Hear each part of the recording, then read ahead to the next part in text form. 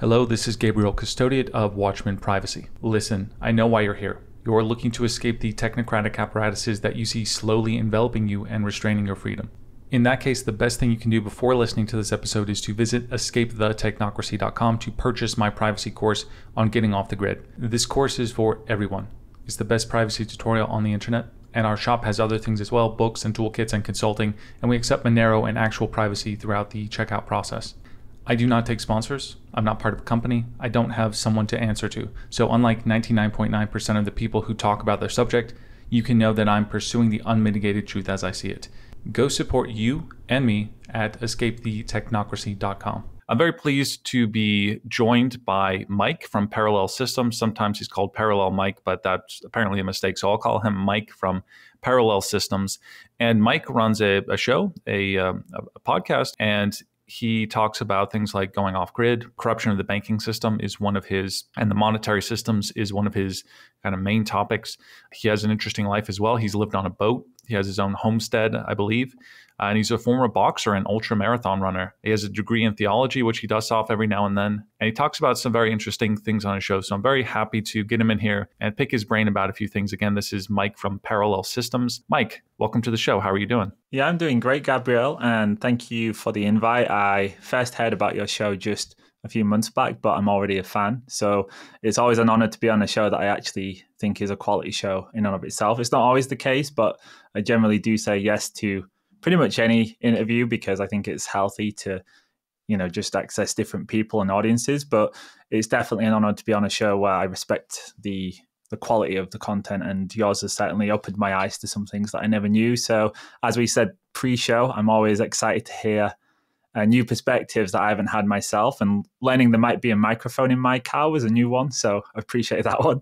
And thank you so much for the invite. I think it's crucial that the sharing of guests and the learning about new people come from cross-pollination. So I was on your show. You're on my show. We're part of this little other group of people who kind of know each other. So I think this is really crucial, especially when a lot of the control is in the hands of big tech and such. So I have to start with this one, Mike. I was reading your website, going through, and you say that your father was a well-known British gangster imprisoned for his role in an attempt to smuggle 20 million pounds worth of cannabis into Britain. That's pounds as in the currency. If you're comfortable talking about this, I'm just wondering if you're willing to kind of explain a little bit of that and what your upbringing was like. So I guess from my perspective, my upbringing up until the age of maybe 16, 17, it's hard to really understand if your upbringing's strange or unique because you don't have anything to compare it against, right? I mean, you see your friends, families in glimpses, but you don't know what happens in those families when you're not there, and you're usually just hanging out with your buddies. So yeah, I would say, of course, from this perspective as an adult, my upbringing was very strange. There was lots of interesting experiences. The best way I could describe my dad for somebody who is trying to make sense of, well, what's it like being the son of a gangster is, if you've ever watched The Sopranos, it's just like that. It genuinely is kind of like that. Obviously not with the Italian aspect. I was, I'm British, and my dad's British and obviously working class. England is a very different place to maybe Boston in New York or Italy or wherever. But yeah, it's just like that. All the same experiences, violence, guns, money, strange experiences. My dad got put in jail when I think I was around 9. And yeah, the first time he went to jail was for the largest ever drug smuggle to the UK of cannabis resin. So it was about 20 million, probably today it's more like 25 million, $30 million worth, maybe something like that. Let's say 30 million roughly. He was involved with, I guess, who your listeners might be aware of is the Cray twins. They're like the most famous British gangsters. So my dad was good friends with Reggie Cray. Yeah, for me, it was just a strange childhood. And it's certainly not something that I discuss really in my own work on my content because, it's not my life. I had my own separate life. It was just my past. But I'm quite happy to discuss it or answer any questions that you've got on it. Yeah, no, I just read a line like that. It's obviously very curious. You immediately make some connections, and say, hey, this is a guy who's interested in being off grid, who understands the corruption of the systems out there. Maybe there's some kind of awakening that happens as, having a father who is involved in criminality. I don't know. Do you think there's some connection to your childhood and the way that you view the world in a kind of a skeptical way? Yeah, I think certainly, for sure. I mean, his phone was tapped, and by default, our phone was tapped. So I can tell you all kinds of strange experiences, including a time when our phone was wiretapped at home, and I could literally hear the police officers on the other end of it talking. So I'd pick up the phone to call my friend, and I could actually hear the officers on the other end. Now, I'm pretty sure that's not meant to happen, Gabriel, but it did happen numerous times. Yeah, there was all kinds of weirdness as being a part of that. And then, of course, I spent many years going to see my dad in prison. So I've never been in prison myself in terms of as a criminal, but I have visited hundreds of different prisons across England to see my dad. So all of that definitely takes its toll on you growing up, and it gives you a different insight, because if you think about the mindset of somebody who is a criminal like my father, of course, everything's cloak and dagger, it's clandestine, it's about secrecy. Although I didn't know what my dad did up until the point he got put in prison, I literally found out the day he got arrested on the radio. I was getting ready to go to school, and I heard the name on the radio, and I was like, well, that's my name, because my dad's got exactly, I'm junior, he's senior, same name. And I was like, wow, that's my name. And of course, I was so kind of shocked, like, what's going on? And by the end of that day, I learned that, of course, they was talking about my dad on that radio news bulletin, because it was national news, of course, because it was the largest ever smuggle to the UK of that drug. So growing up, I didn't really understand what my dad was. But of course, once I got kind of filled in on that, once he went to jail and things, then all of a sudden it put into perspective all of those strange experiences. And I realized my childhood was extremely weird. And it did give me that kind of skeptical take of institutions and of the system.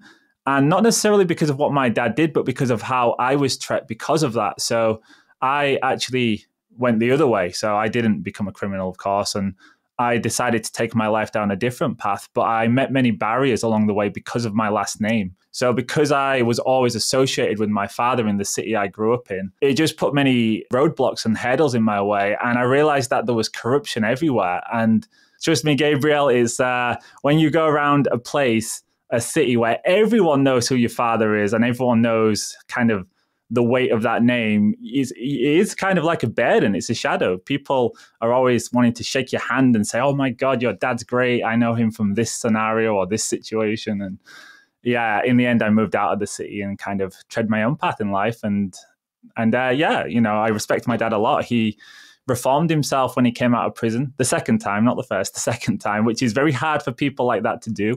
They often end up dead. A lot of them end up dead or lifelong prisoners. But he's actually been out of prison now for maybe 20 years, I want to say. Completely turned his life around, became a legit businessman. There's a lot to admire in him. Certainly learned also from his mistakes in life and made sure I didn't repeat them in my life. And that was my interesting childhood. Very fascinating. I won't pry too much more into that. And you are solutions oriented and also former therapist. I think people can see the maturity in your understanding of it. Speaking of solutions and kind of leaving the hometown, my understanding is that you are in. Well, first of all, I think the audience can assume that you understand a lot of the problems in the world and a lot of potential collapse scenarios that could unfold based on the monetary system and many other things. And so you've chosen Poland, is my understanding, to, at least for the moment, anticipate some kind of collapse. What is it about Poland that attracted you to it? And kind of what are the upsides of Poland in your view? Well, it's quite an easy answer. The women, and in particular one woman, my wife, who's Polish. So that certainly attracted me to Poland.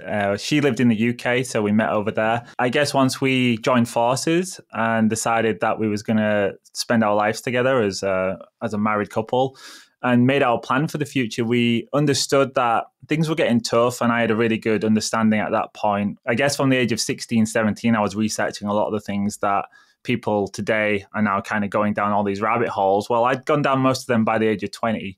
So most of my life, I understood the things that we're up against in terms of the reality of good versus evil, and that some of these larger bodies that claim to be for the good of humanity probably ain't. And therefore, that put me in a situation of bottoms-up, grassroots solutions that we can implement in our own lives, and ultimately taking responsibility, which I think no matter which era of history you look at, Gabriel, that's the way it's always been. If you want to succeed, you have to take responsibility, unless you're very fortunate and maybe are born into a family where there's great wealth and great power already.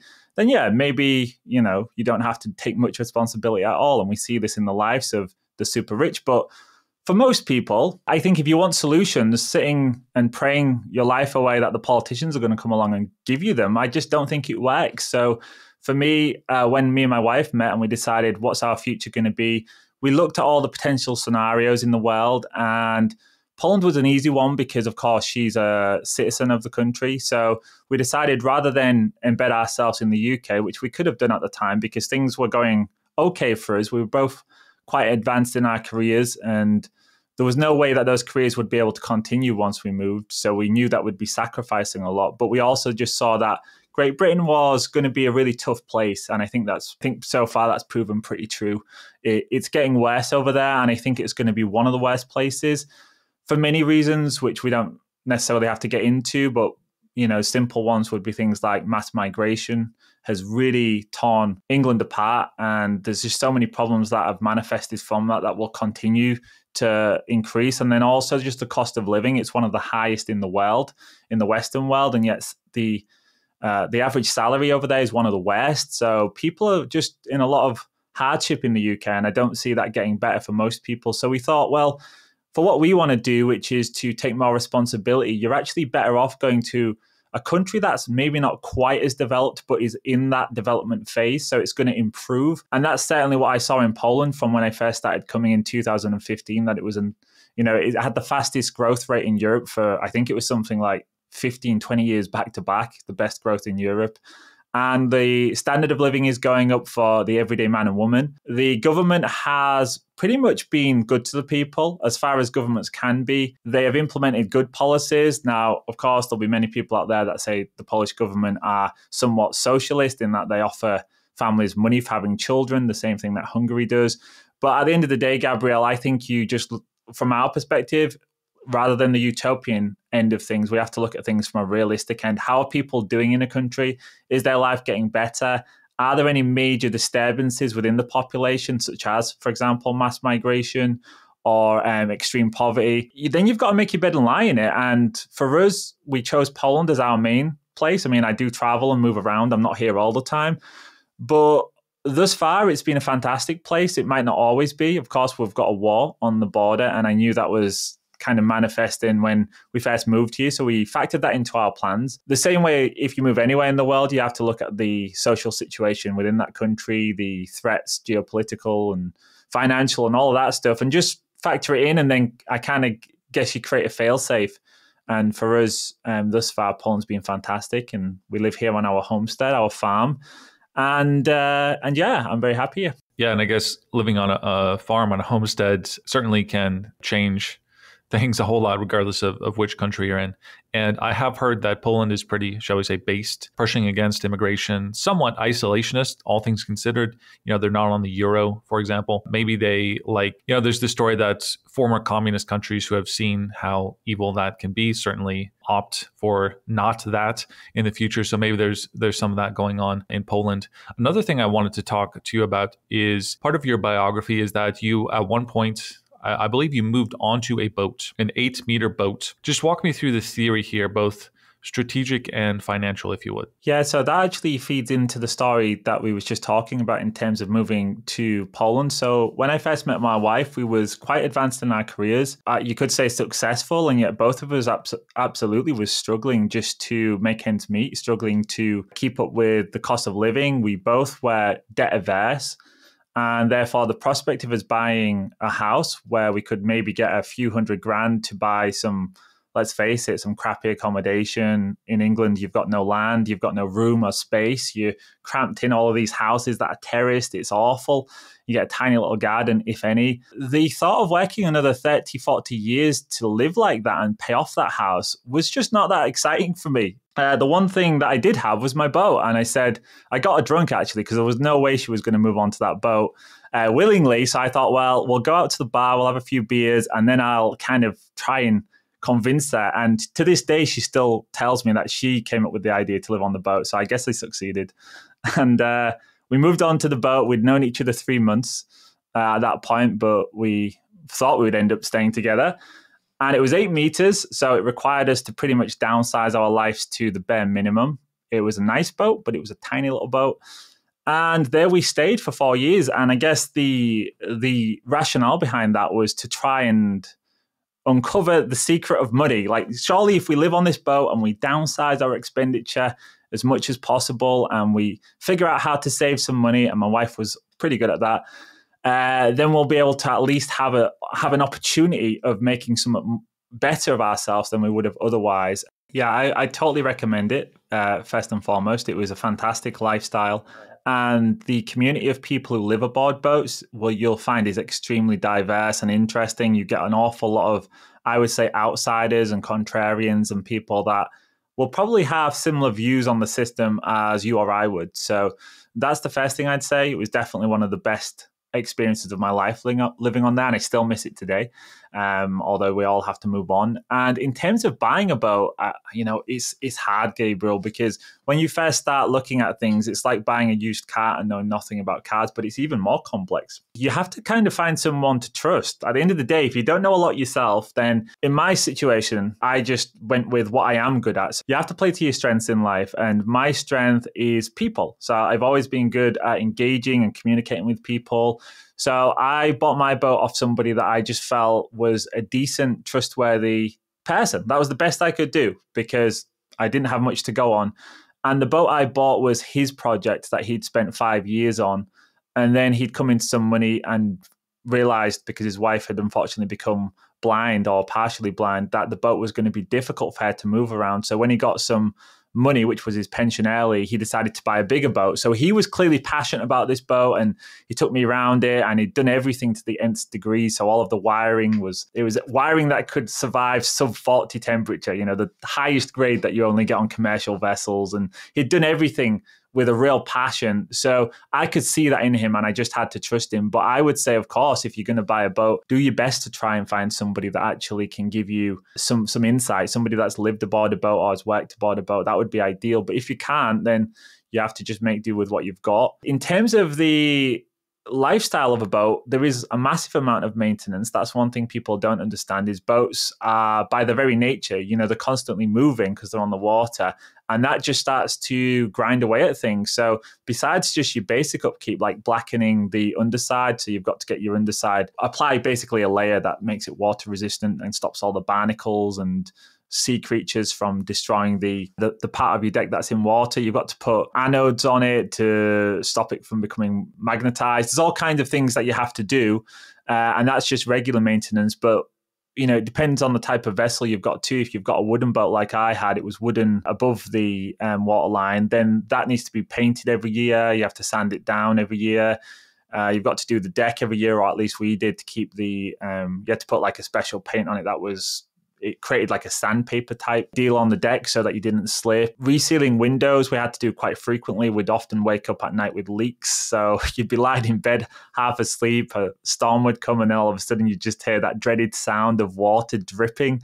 That happened so often that it just became the norm. You just learned to accept it. There's a ton of things, Gabriel, and that's just normal. That's part of the lifestyle. Now, where's the pluses on that? Well, the pluses are, like you said, you've got the freedom. So I could have at any point accessed the rivers and then immediately gone out to sea. So all I had to do was get through one barrier and I was out at sea. And then I also had access to canals, and I was situated in a really good location if I wanted to kind of get away. I could move my vessel, like the boat, you can move it anywhere you want. So, if you don't like where you are, well, just move it, go somewhere else. You do have to have a license, and there are kind of regulations. I'm not sure what it's like where you are, but where we was, there was regulations in terms of how long you could stay in one location. And there are things, you can be something called I think it's called a constant traveler. I can't remember what they call them, a constant traveler. Those are people who don't actually have a marina. So they are constantly on the waterways, but they only let you stay 2 weeks in one location, then you've got to move on. But a lot of people skate around that.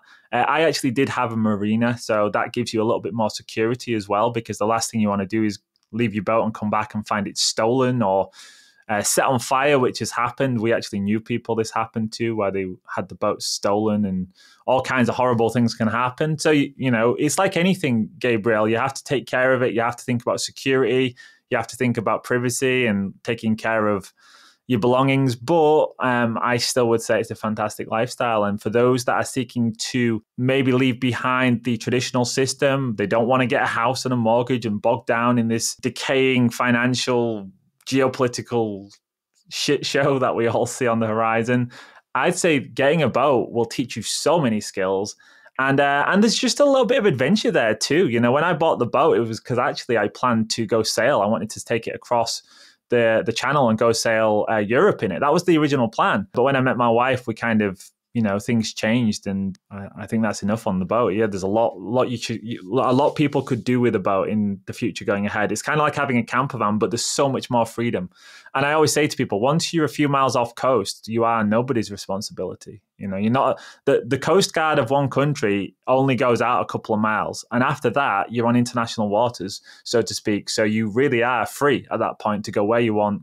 And there's plenty of places to moor a boat. I believe you do consulting. So if people are listening and they've got some money they want to spend on learning this kind of stuff from somebody who's done it, then definitely go check out Mike, potentially for that reason alone. But another thing you talk about, Mike, and I think it's pretty obvious that this connects to the other things you do, being off-grid, et cetera, is your understanding of the monetary system, the banking system. One thing that's intrigued people recently, you had a whole episode, is the Great Taking. Yeah, the Great Taking came from a book that was published by a man called David Rogers Webb. And he spent many years, he was in finance himself, so he managed a hedge fund up until the early 2000s. He was very successful. I think it was the best performing fund during the dot-com crash. So extremely talented, extremely successful.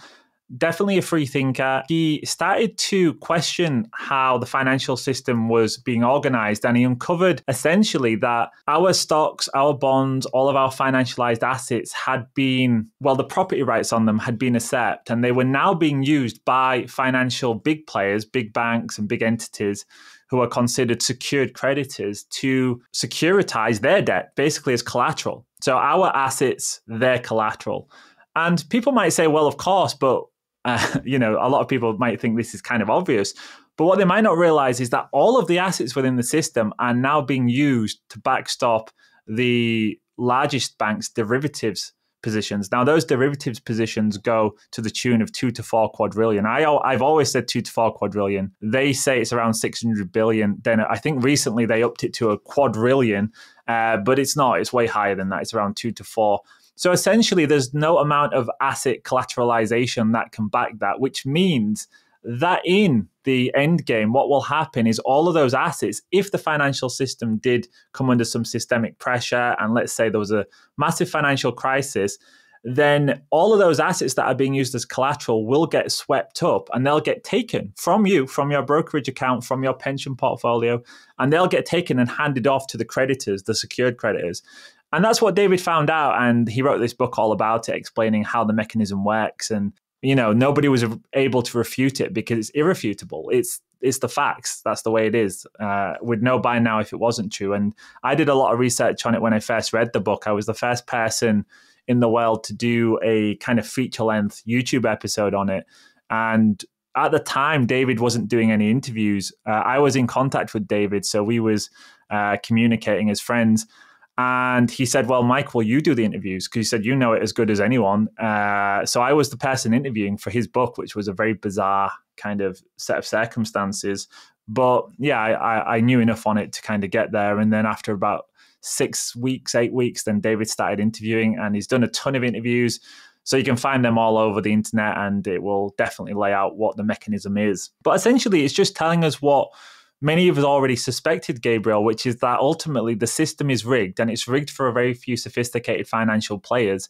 And if there is a systemic crisis, which there has to be at some point, whether they can bail out the system again and again and again, I think all of us understand that at some point there will be an endpoint to that. There's only so much pyramiding of debt that you can do. There's only so many times you can divide a dollar or the value of a dollar again and again and again before you get to the point where the currencies themselves no longer have any integrity at all, and they have to do an organized reset on the system, or they have to maybe they'll do it by a default such as a hyperinflation, which is an illegitimate kind of hyperinflation of the currency to pay off their debt, nominally speaking. They could do it that way, but I personally think there will be some kind of organized reset. We've seen this many times in history. We saw it in 1933 when the US defaulted, when they confiscated the gold and then devalued it. We saw it again in 1971 when they defaulted for the second time.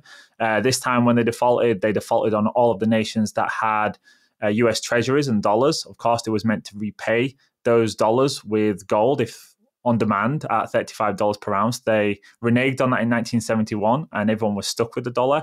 And we're getting to the point now where are we, 54, 53 years in the future? We're getting to the point now where they're setting up to do it again. Now, we don't know how that looks like, and we don't know if there's going to be a great taking involved. But it's important to know that that mechanism does exist, right? We want to know that maybe it's not best to have a portfolio that's 80, 90% in financialized assets if that's on the table. You know, I'm all about risk management, Gabriel, and I like to think I'm an expert in risk management. And therefore, what I try and support people with is actually balancing their risks, not so that you're completely out of the stock market. You can have stocks, but you have to understand that the closer you get to an endpoint in a financial system, a monetary system, the closer you get to a reset, the higher the risk is that your assets get looted. And therefore, you have to prepare for that somehow. For me, I think it's prudent now to be much more in assets that are outside of the system, that are physical assets that you have within your control. Knowing the great taking mechanism is there. I'm not saying it's going to happen, but the fact that it's there, Gabriel, says to me that you should be preparing for it as a potential. That was a great summary. I think his website is thegreattaking.com, where you can find this book and read it for yourself. Definitely very intriguing stuff.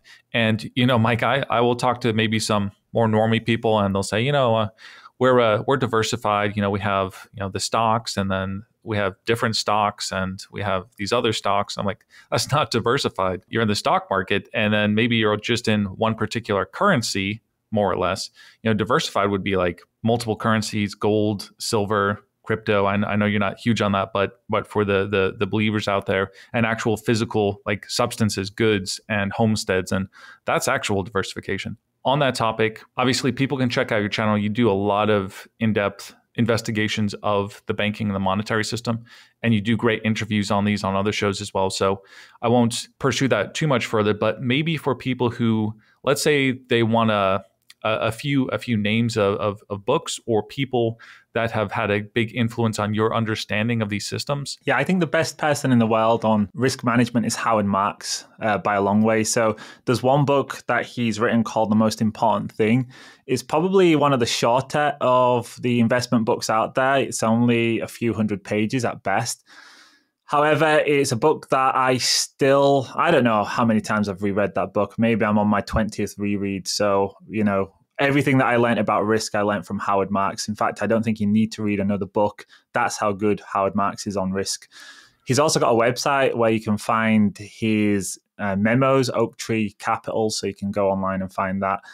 However, I think when it comes to risk also, you have to have skin in the game. You have to experience loss. You have to go through those emotions and see what it's like to have your ass handed to you in the markets and to get things wrong. It's not something you're going to learn by just reading. I think you have to understand the markets really well. So financial history is very important. Ray Dalio is pretty cool. A lot of people criticize Ray Dalio and they don't like him. I don't know why, but there does seem to be, he is quite, I guess, he splits people, but I think he's got some great books as well. He's got some, particularly I would say, investigate his stuff on the history of markets. He's got a great book called, I think it's Market Cycles, Big Debt Cycles by Ray Dalio, where he actually does an in-depth study on different monetary systems and how they've failed. So, irrespective of what you think of Ray, I think, I definitely check out his work if you want to understand the monetary system. Moreover, oh yeah, for sure. I mean, that's a classic, The Creature from Jekyll Island, but there's so many books that I would recommend down that one. There's a fun book that came out that nobody ever mentions. I think the guy was called Mike McDonald, called The Silver Bomb. Have you ever heard of that one? Yeah, The Silver Bomb. That's a cool little book, and it's maybe about 14 years old now, but for somebody that just wants, like, let's say you're a listener out there and you're thinking, right, there's all these names, there's some high level stuff. I want something that's exciting, that gets me right into the thick of it, gives me a good understanding of the history of this corrupt system and how we got to where we are. I would totally check out that one as a starting point, The Silver Bomb. Another fantastic book is by a man who's sadly passed now. His name was Nick Barishev, called $10,000 Gold. That's a book that is from a perspective of somebody who understands gold really well, but also talks about the monetary system and why it will eventually come to its bitter end. And David Rogers' Webb book, his book in and of itself, The Great Taking, is a definite must read. Trying to think what else. The Financial Vipers of Venice by Joseph P. Farrell. That's a cool book. But yeah, I've got a pretty big library, Gabriel. So off the top of my head. On the topic of gold and silver, I think people can understand that, actually physically own these things is different from having, let's say, exposure to, gold mining companies and other things of this sort. When it comes to actual physical gold and silver, I think people understand, the listeners understand the value proposition there. But maybe a second level question is, talk me through like the theory of this, let's say in a economic disaster kind of scenario, how much, is silver going to be better in those instances? What kind of denominations of silver do you want to have? Kind of those second order questions. Yeah, so I think when it comes to gold and silver, like you said, there's many levels that you can go deep in terms of the understanding of the metals and their role in the system. And it's very hard for us from our vantage point as people that have been brought up within the Ponzi scheme, where everything is a financialized asset, and where people are genuinely quite happy to keep their assets in pieces of paper and derivatives of assets.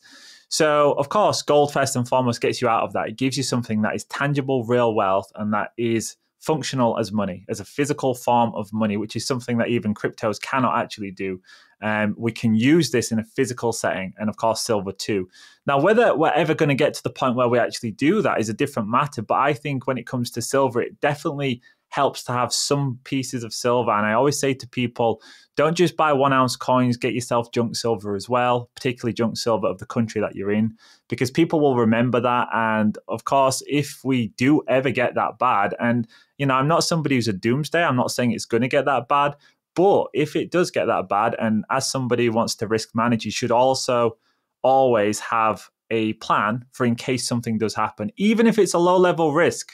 This is something people often get wrong, Gabriel, is they think, well, that's never going to happen because the risk is so small. And I always say to them, is there still a risk of it happening? And if the answer is yes, then you better have a bloody good plan for it, because small outside risks happen all the time in history. Just because it doesn't happen every day, it doesn't mean it couldn't happen tomorrow. If the risk isn't zero, you should have a plan for it. That's the way I look at risk management. So if we are potentially going to have a situation where there's a cyber attack or the financial system is taken out, maybe even willingly to actually deal with the mess once we get to that point where they do have to end it, we don't know what they're going to do, then it does help to have some physical means of trade and barter. And the reason I think junk silver is good is because it doesn't advertise you as a person who's got these shiny 1 ounce coins that you keep producing. At some point, maybe you're going to get a little bit nervous of pulling them out. Whereas if you've got some scrappy old junk silver, then yeah, it looks a little bit better for trade and barter. And of course, you're only going to do that with people you trust anyways. But even then, you want to maintain some level of let's say, privacy or secrecy even over your holdings.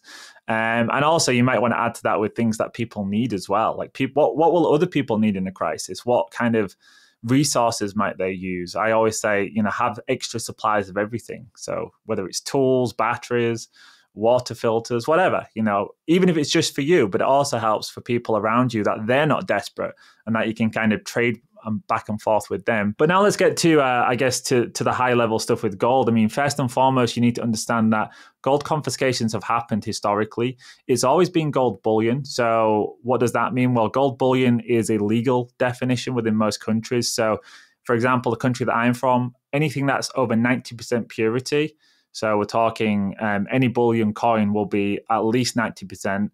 Most of them are 100% or close to 100%. Sometimes they mix around 5% copper to give them hardiness. But you want to be aware of that. So what does that mean? Well, it means that maybe it would be good to have some gold jewelry as well, pure gold jewelry. Why? Because that's not classed as bullion. What does that mean? Well, it means that in a confiscation, they could never criminalize you for owning it. Now, notice I said they couldn't take it off you, because no confiscation in history have they ever gone to somebody's house and taken it. They've always threatened, bullied, coerced, deceived people into handing it over willingly. And that's a choice. Now, of course, the there was always consequences to not going along with that choice. If you've got gold and it's now something that you can't use legally, you can't sell it to a bullion dealer, well, you'll have to come up with a solution for that, which is risk management once again. Going back to what happened in the US, the way people got around that is first and foremost gold jewelry. So people sold pure gold as jewelry, and also religious artifacts. Religious artifacts were exempt also. So what does that mean? Well, basically, you take a 1 ounce gold coin and you stick a Star of David on it, or a cross, or a Sikh. What's the Sikh symbol? I think it's a sickle. And you turn it into a religious artifact. Well, now you've got a 1 ounce gold coin that you can sell as bullion, but it's not bullion, my friend. It's a religious artifact. So it's good to know these things. And for people who think these things are strange and bizarre, go back to the confiscation of gold in India in the 1960s. They confiscated bullion, which is what they always do. Why do they confiscate bullion is a good question to ask, actually. The reason they confiscate bullion is because they often put legal tender denominations on it. So in the UK, for example, a 1 ounce gold Britannia is a £100 coin. And in the US, I think you've got the Buffalo, I think, and it's $100 or $200. But when something's legal tender, they actually have legal authority over it. This goes back to coins of the realm from the crown. So in British law, there is actually legislation that says the king at any point can recall coins of the realm, which is any coin that has a legal denomination. So your gold coins, your silver coins, there is actually something already there sat on the books. And I looked into this and kind of did an episode on it. So, it makes sense just to think ahead. And like I said, these are outside risks, and there's certainly, I'm not trying to fear anyone into doing something silly, but when they actually did that in India, what the Indians did was they just melted down all of the coins. So they just literally took them to the nearest gold smelter, melted them down, and created all of this beautiful fine gold jewelry. Now, if you look at India today or China, where do they store most of their wealth? It ain't in bullion. It's in gold jewelry. They still do it today, and that's because they learned their lessons from history. That's not by chance. They did actually used to store a lot more in bullion, but the government came for it. So that's another thing to think about. I always tell people also about traveling with wealth. If you want to travel with gold, well, if you go by aeroplane, you can take about $10,000 worth. Or in the UK, I think it's £10,000, which, what's that now? We're talking like 4, 5, not even 5 ounces of gold. However, gold jewelry, you can take £1 million worth because it's not legally on the books. So if you turn up at an airport and you're dripping in gold jewelry, you might look a bit odd, but you can travel on that plane and they can't do a thing about it because it's not legal to confiscate that. Whereas if it was gold coins, they could.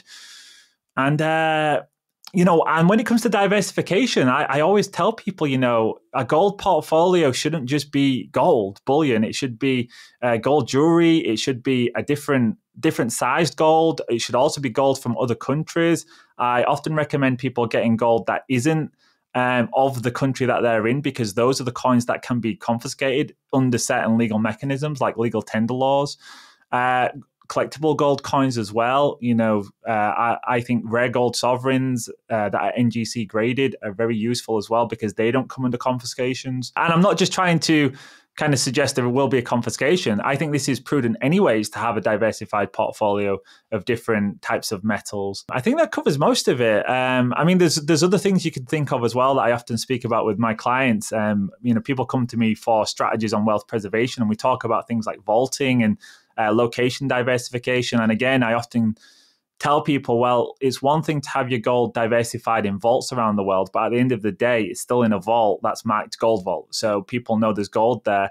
And if there ever was a confiscation, I wouldn't put it past countries to ask certain, like, for example, America with their might, they could ask people like Switzerland to hand over the names of people that have assets under account. Now, they've actually already done this with bank accounts, these famous private Swiss banks. Well, America actually now, I'm pretty sure, can ask for certain information in terms of clients. So could they do that with gold and silver? I think they could.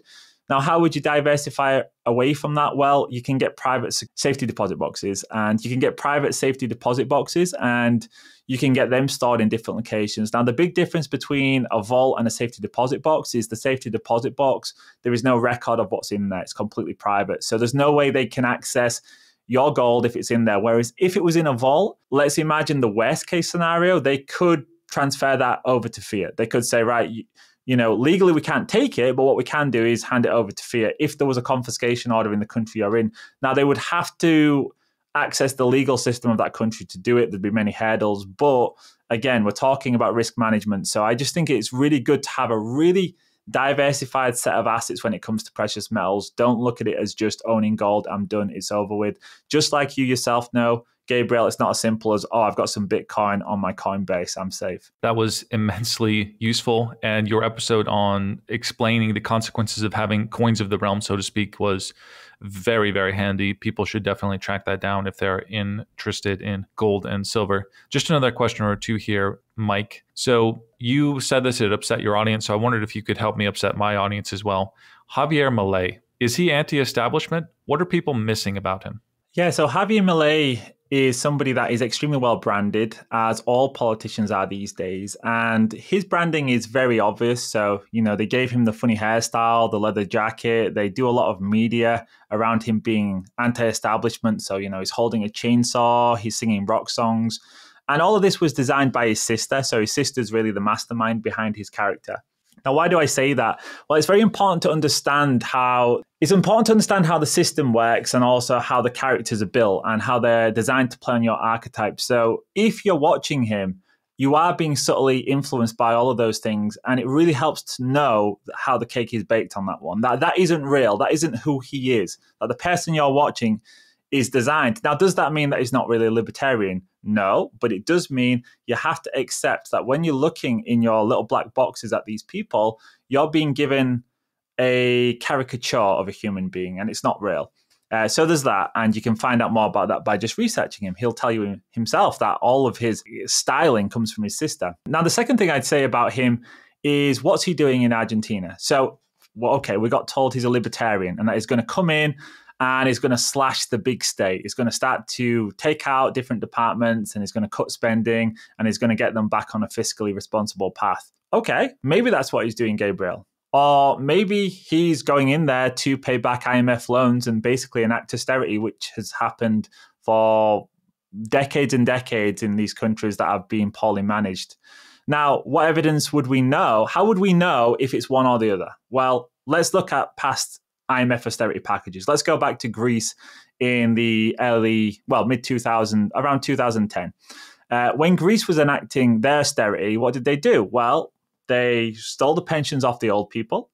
They got people to mortgage their housing, which was already owned outright. So, and the reason they did, the way they did that was by basically pushing them into hardship. So they cut all state benefits. They destroyed the expenditure of the state. So they literally just went down to the bare bones. Just keeping the lights on was essentially what they did. And this was done under a socialist government. So it was a left-wing government. And what happened in Greece after going through these austerity packages, and they were brutal. They just went on and on and on and on. Every successive president of the country would enact a further one. So, for example, the pensions, they got cut by something like 15%. Then the next one came and it was 20%. And the next one came and it was another 30%. And they just destroyed the lives of the middle classes and the working classes over there. And Greece went from a nation of homeowners to a nation of rentiers. Their standard of living went from being at the European average. Now today it's second to bottom, with only Bulgaria beneath them. And basically, everything went, all metrics in terms of the quality of life of the citizens have been obliterated. So, suicides went up. Youth unemployment is still skyrocketing even today. And most of their industry, which is their ability to get themselves out of this mess, was sold off. It was sold off to China. It was sold off to BlackRock. It was sold off to the megacorps. Now, if you look at what Milei is doing over in Argentina, it's exactly the same. It's exactly the same. The same fiscal package of austerity is being enacted there. However, the difference this time is it's being branded as libertarian. And of course, it works if you don't scratch the surface, it works because people look at it and say, oh, wow, he's got rid of a load of nonsense government departments that nobody needs. But is that really true? He's also just destroyed the construction sector. So around 200,000 construction workers now are out of work. Poverty is the highest it's been in 20 years.